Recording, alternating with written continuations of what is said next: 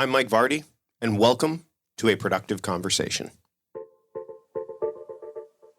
You might have noticed that the introduction to this episode, if you're a longtime subscriber, was a little different.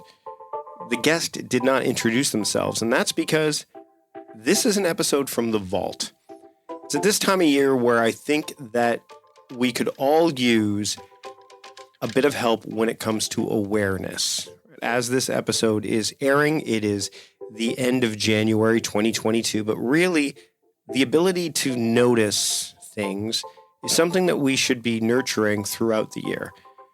But I know that as the year gets underway and resolutions fall by the wayside and the pace of time starts to speed up a bit, that taking that time to foster awareness or pay attention or give notice to things starts to wane and waver. So this episode is being delivered to you as a reminder about how the art of noticing can really help you be more productive. And so I'm spending time having a conversation with Rob Walker on this episode. He wrote the book, The Art of Noticing. And I just wanted to share this conversation with you as a reminder that amongst all the hustle and bustle that goes on at any time of year, you should always take time to notice things. And when you do, you might be surprised what you find. Here's my conversation with Rob Walker. Right out of the gate, I want to share with those listening how I came to notice you. And it was through Austin Kleon's newsletter. He's been on the show before. I'll link to his episode in the show notes. And there's very few newsletters that I subscribe to nowadays, mainly trying to keep my inbox kind of clear. And when he recommended that I take a look at your newsletter, it was about 6 months ago now, when you're just revamping it. And the title, like the term noticing, was what stuck out to me right away. Because I'm a big fan of awareness. I think awareness is one of the big building blocks of personal productivity and time management. But what role does noticing play in that whole scheme of awareness and clarity? Can you kind of dig into that? And then we'll dig into why the book, which we're holding on to here, The Art of Noticing, 130 Ways to Spark Creativity, Find Inspiration, and Discover Joy in the Everyday, where that plays in. But how do you define noticing, and how does it play a role in how we craft our lives? Well, I guess what got me attracted to this as a subject, I don't have to probably do a big effort to convince you that we're kind of in a time of distraction where people want your attention all the time. You've probably heard that before. Yep. And I was interested in that, concerned about that, just like everybody else, and trying to think about what can really realistically be done about it, thinking about it in terms of my own career as a journalist and a person who's just trying to maintain control over my attention, and kind of worried about how much of my life is dominated by other people stealing my attention, right? So the basic building block of controlling your own attention in some way is noticing, is sort of tuning into what I want to tune into as opposed to what you or someone else wants me to tune into.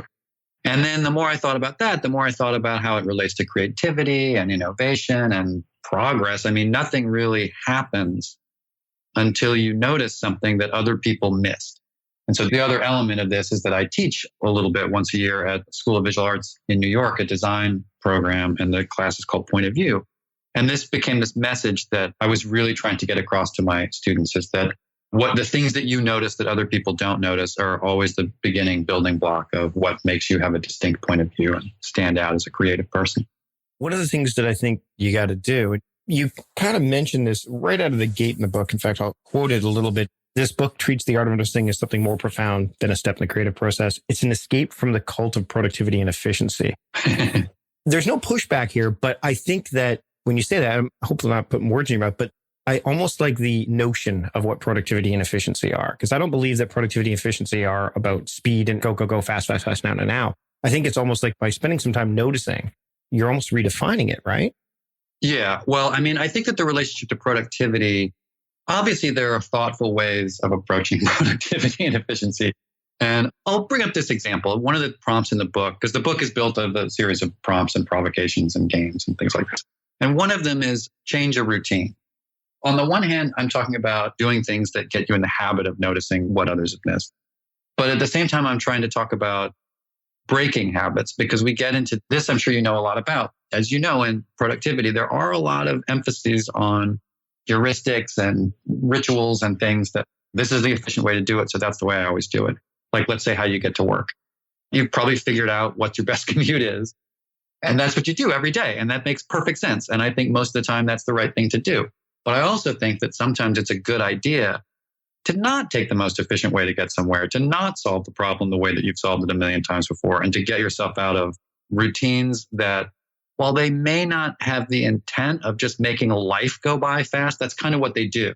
The way that one of my friends put it is her sort of meditation practice, mindfulness practice is based on having more nows, having more moments that you're really in, as opposed to moments that you're moving through efficiently.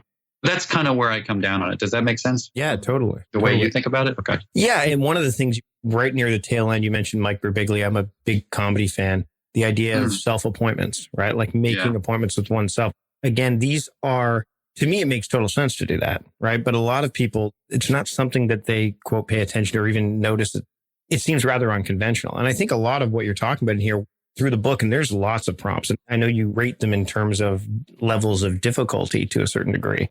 But I think when it comes to this kind of stuff, people are so used to the way that they go about living that they don't take time and slow down or even just have the wherewithal to go, oh, this actually could work. This makes sense. Noticing seems to be the backbone of all this stuff. Yeah. And I think the backbone of curiosity too, when I think about the way some people react to the prompts, it's a little bit, aren't these sort of strange? In some ways, I think it helps to think of them as childlike. There's one in the book about just spot the weirdest thing possible at a Walmart or something along those lines. These kind of grinding moments in your life that you have to go through. How can you kind of gamify them and make them these moments of potential awakening? The inspiration there is often children. Children do this all the time. Everything's a game to a kid. And I think that there's a lot that we can learn from that, and regaining that sense of childlike wonder and curiosity in an authentic way helps. I guess I can't say that it helps you be more productive, but I do think it helps you be more effective in almost any kind of profession. Well, and I think, again, back to what we were talking about productive, what is productive really? Yeah. You know what I mean? Like, I think this cult of productivity, again, studying this for the better part of a decade now, you end up realizing that productivity is, there's what people define as productivity on the whole, like getting as much done as possible and using every ounce of your time to that end versus, but what if you end up doing the wrong things, right? And I think noticing helps with that, right?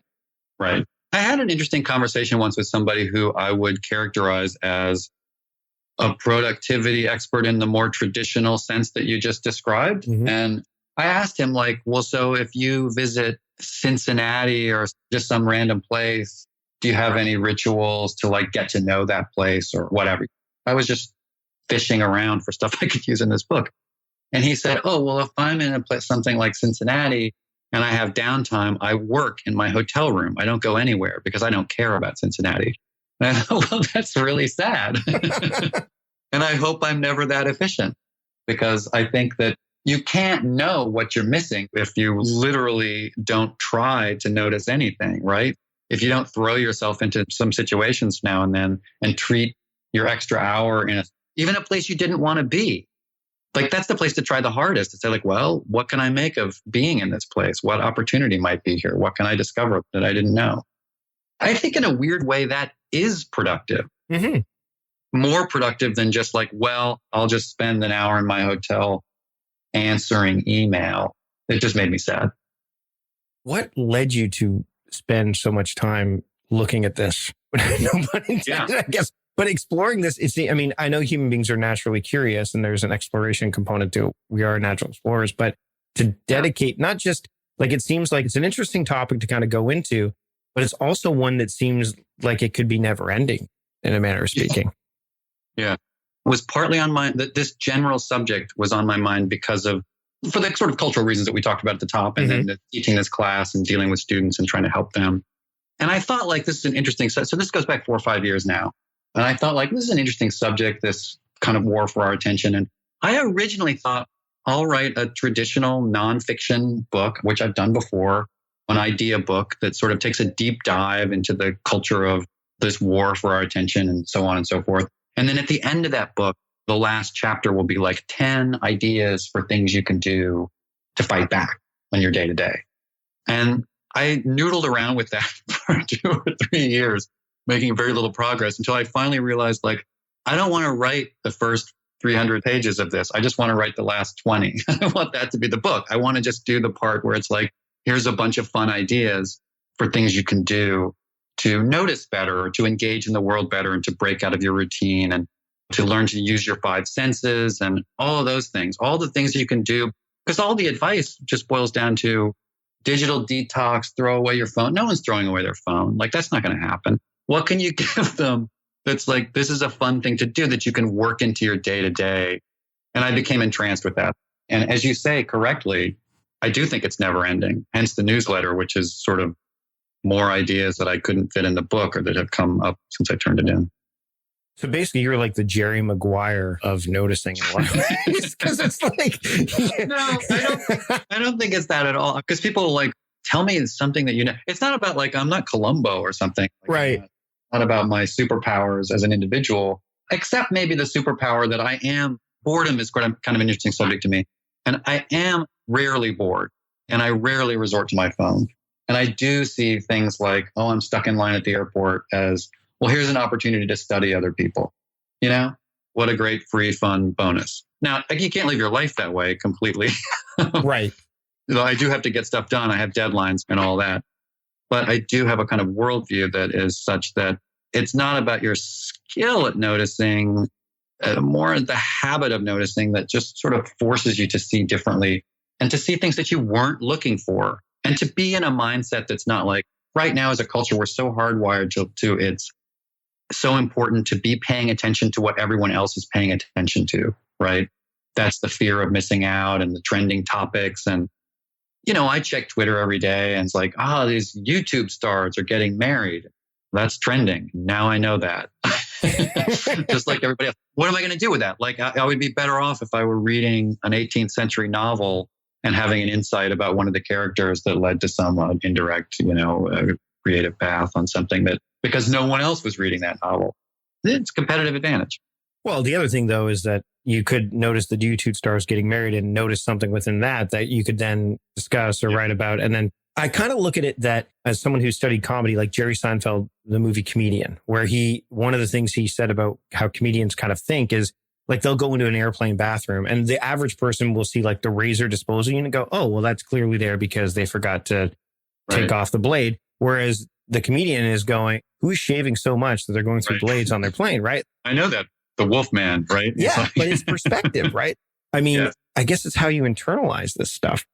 I actually mentioned Seinfeld in passing because he's the master. If you're studied comedy, you know that a lot of comedy boils down to noticing something in the everyday. Mm-hmm. Like I would say most people didn't even notice that razor disposal thing glazed over because why would they look at that? It starts with being attuned to the world and being present in the world in a way that other people just aren't.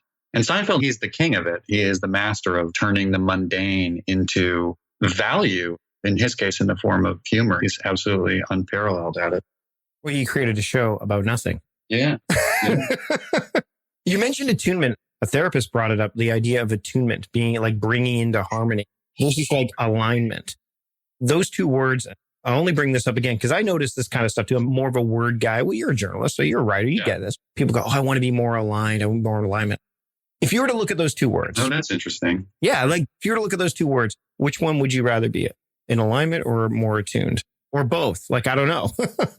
I think attunement, that's a really interesting distinction, but I'm more attracted to the idea of attunement, I think. Yeah.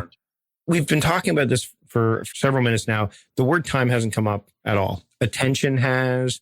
Have you noticed over the past, again, through your work, that the idea of time management or just how to craft one's time, there's a shift happening where people are more concerned about, like, say, how they manage their energy or how they manage their attention or how they manage their to-do list or whatever. Like time seems to be taking, I wouldn't say a back seat, but people are breaking it down or parsing it down to smaller chunks that they can actually have a measure of control over, because you can have control over your attention, but time moves on whether you want it to or not.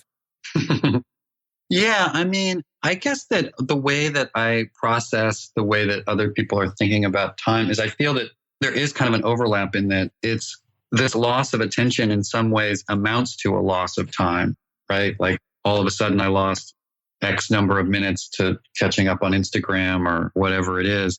And so people respond to that by, yeah, you can sort of break your day down into these discrete units, which I think can be fine for people. And I guess on some level, I say in the book, like, just imagine spending 1 hour a week dedicated to making sure that you're controlling your attention and directing it where you want it to go and not where anyone else wants it to go. But I think that there's an interrelationship between those things, between time and attention. And that's, I was saying earlier, my friend who wants to have more nows, she's getting at the idea of meaningful time versus time flying by and filling time. And it's complicated, but you know that the relationship between productivity and time it's complicated. There's almost a quantitative and qualitative, and you've got to, again, that attunement, right? Like figuring out where, because in some instances, yeah, time really does matter more than attention in certain situations, especially depending on what you're doing, who you're beholden to and things like that. But attention is that thing that we can control. And so is like noticing, like, why is this book important right now? Other than the fact that we live in the world that you mentioned, there have been a lot of distractions that are going on, which, yes, absolutely, I know a lot about. But why is this book matter? Why did you write the book now? And again, there's this never-ending quality to noticing. What do you hope people get out of the book that will allow them to kind of keep noticing or spend more of their attention in that space of noticing than maybe they have? Well, we've touched on some of these things, but I think that there is this sort of panic about our attention being under assault. There is this kind of panic about, am I being productive enough? And there is this kind of obsession with making sure you know what everyone else is talking about, right? Those three things together end up in a kind of sort of almost tunnel vision thing that it creates, where I just think that it traps people in a situation where they're unlikely to be innovative. They're unlikely to think of something that's different and new. They're unlikely to tune into the world in a way that others haven't tuned into it. And so what I'm trying to accomplish is, as I said earlier, I think these more draconian solutions of going on a digital detox, while interesting, are maybe over demonizing technology and also maybe not realistic. I mean, a lot of us I can't just take a month off. I can't. But I can give myself permission to take a little bit of time now and then and to feel good about it and to feel like, oh, spotting the weirdest thing at Walmart isn't a stupid waste of time, but getting me in this habit of tuning into the world in a way that's idiosyncratic, outsiderish, and more likely to lead to insight. Not that spotting the weirdest thing at Walmart will immediately turn into insight, but it's building that habit. It's building the habit and feeling good about it and feeling like approaching the world with a childlike sense of wonder from time to time is not only okay, it's kind of cool, and it's probably necessary if you want to ultimately stand out, because ultimately every profession comes down to being about breaking out of the pack, right? We're obsessed with being in the pack sometimes, but you don't really succeed until you break out of the pack and you're doing something that no one else is doing. How many other ways that you came up with did not make it into the book? 131 seems like a pretty... I noticed that's a pretty arbitrary number. Yeah. So the number, there were definitely more. I don't know, there were 30 or 40 more probably. And we settled on this number in a funny way because we did talk about, should it be 100? Should it be 101? And we kind of settled on the Cosmopolitan magazine theory of just like an unusual number is actually kind of attention getting. And it also felt like we did happen to feel good about this batch, like it was the right balance, the right mix. But yeah, there were some on the cutting room floor, plenty. And eventually all of those I'll use in the newsletter. I haven't been using them in the newsletter yet, but once the book is actually out, I'll be addressing this. Again, you've got a year's worth of additional ones. Yeah. So you've already started to craft the content for that. If people are going to pick up this book, which they will, again, link in the show notes, it's not the type of book where you have to go through it all in one sitting. There's the opening, which I strongly recommend you go through, but then you can kind of pick and choose and cherry pick. I'm going to ask you two questions here. Which of the 131 stands out to you as like, okay, this is the perfect gateway? And then secondly, which is the one that stands out in your head or that you can remember that's the most unconventional? The Walmart one keeps coming up, but is there another one that you can think of? Okay. So first of all, thanks for picking up on the idea that we did design the book explicitly in a way that you can flip around. You can read it in any order you want. There is a logic to the order if you want to read it in order. But I realized that this was kind of in a funny way, this was a concession to people's limited attention spans. We just acknowledge that if you just want to flip around, flip around. But I do start with what I consider the gateway one, which is sort of the single object scavenger hunt, which it's very easy to do. And it relates directly to the genesis story of the book in some ways, which is just one time I was on a trip in San Francisco, a city I know fairly well. I wasn't going to have a lot of time to do any real sightseeing. I was also kind of I'm no longer dazzled by San Francisco architecture, although it is dazzling and beautiful. It's a great place. I want to give myself an assignment to look for one thing everywhere I go. And my only parameter is it has to be something that no one wants me to look for. And so I chose security cameras. And it ended up being this, as I talk about in the book, this really enlightening experience of it made me look at the city in a different way, and it made me think about surveillance technology in a different way, and so on. So I recommend that as a gateway because you can pick any one thing. It can be certain kind of number or typography or a certain kind of window or architectural detail, or it can be neighborhood watch sign, or just, some odd thing. It starts to get you into that habit and you have fun with it and you notice things and it just shifts your perspective. The weirdest ones, it's a good question. A lot of them are inspired by artists and writers. And I'll pick one that came directly from a Hemingway challenge, which is everything with Hemingway is a challenge. He's so macho. He sort of brags that if you're someone like me, you walk into a room and you walk out and you can remember every detail of it. But you should also remember how it made you feel. And you should be able to describe that feeling and identify everything in that room that contributed to that feeling. So I turned this into an exercise called Hunt for a Feeling. So that's pretty advanced, right? Mm-hmm. But it's fascinating to think about. And especially if you're in a moment, what happens in real life is that you're in a moment when you're in a place and oh, wow, I do feel uneasy or I feel really good, to stop and examine that moment and listen. Smell the air, look around. Is it the people? Is it the architecture? Is it what's going on here? So that's a little bit out there, but pretty fun. And Hemingway was a pretty good noticer. I was hoping you're going to say, just get drunk and then later try to... You have the hangover thing in there, though. So that's very Hemingway-esque. Yeah. Now people are what's the hangover? You got to pick up the book. Last question. And I think this is definitely relating to the idea of noticing, because it's something I do and it's something I recommend people do as a productivity practice. Seems rather either unconventional or undervalued. Do you journal? And if so, how? Wow. In a way, I do. I have this project that's been going on for many years. I've never talked about publicly. I'm a big obituary reader. This is where is he going with this? I'm a big obituary reader. And I have for years and years, decades, 25 years now, I think, kept a kind of journal noting the deaths of notable people that had some kind of meaning to me and where I heard about it and how I heard about it and what that person, and it could be just recently, sitcom actress who was on Mary Tyler Moore show playing the character Georgette passed away. So I recorded thoughts about that. Into that, I incorporate some things about what's going on in my life right now. And it's a little bit of life and death situation. This is probably the weirdest answer you've ever had to this question, but it's true. That's this, to the extent that I journal, that's what I do. I use that as a prompt to make myself. And that's the reason I do it in some ways, is that I've tried many kinds of journaling things and they peter out after a week or two. I just don't have the discipline for it. But this one, because I want to record, I do have some thoughts about that. And it makes me think about my childhood and watching that show with my parents and things like that. And then I can relate that to what's going on in my life right now.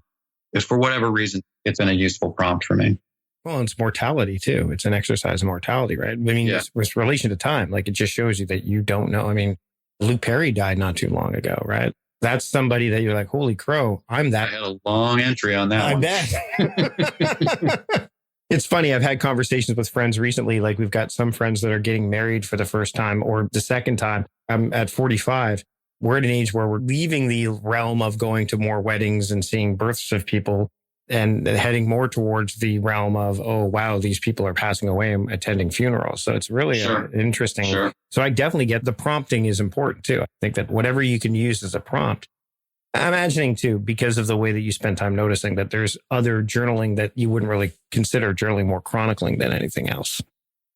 Yes. I also carry a traditional, just a notebook that I put ideas in and observations on a more random, but it's just not very disciplined. Right. Right. It's just kind of as you notice things, I would imagine. Yeah. And in a funny way, I guess this newsletter, now that it's kind of become a different animal because of the book, like I am doing it more regularly, and that becomes a place where you're chronicling things you've noticed or things that people have said to me or whatnot, which becomes a kind of form of public journal, I guess, in a way that blogs and Twitter and so on can be. But in recent years, this newsletter is scratching that itch more than anything else that I do online.